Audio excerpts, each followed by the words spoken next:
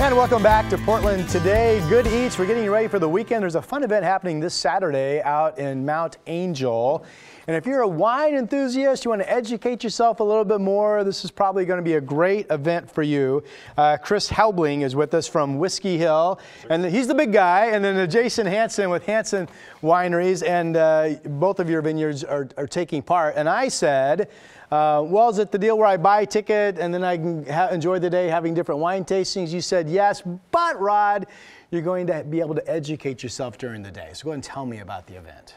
So there's so many wine events in Oregon, Washington, where you just get your ticket, you get a glass, and you go around and you taste a bunch of wine.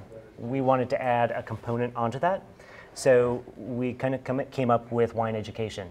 So it's all about the details and machines and tools that we use as winemakers and grape growers. The process itself. The process. Okay. So right. like we bring in a giant grape harvester, a big machine that picks grapes, and you can actually walk up into it and see what it does and how it works, and there's going to be somebody there to explain it to you. Oh, fun. We have bottle fillers and labelers and all those kinds of things. And then, Chris, I think a lot of people just want to be able to walk into a restaurant and know what to order and feel educated about the entire process. So as far as tasting, will I be taken through that process as well? Yeah, one of the great parts about the event is that there's 15 wineries in our group that span from Oregon City all the way down to Almsville. And so going down, you'll get to try 4 wines from each winery. And it's a great selection. It's not just Pinot Noir on our side of the valley. You'll get to try some French hybrids like Leon Mio, Maréchal Foch.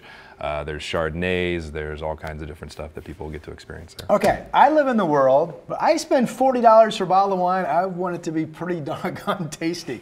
But if someone said, what is the typical difference between your mid-price, your $40 wine, and let's say a $100 bottle of wine? What is the difference? Is it the grapes themselves? It's the time it takes to make the wine? What would you say? Your family's in the wine business. What would you tell me?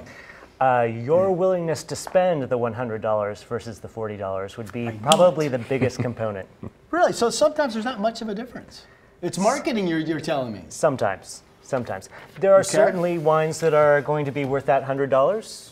There are certainly wines that are not. I appreciate the answer. I feel like I just became a little richer. CascadeFoothillsWines.com, and you can find information. Again, it's out in beautiful Mount Angel this Saturday.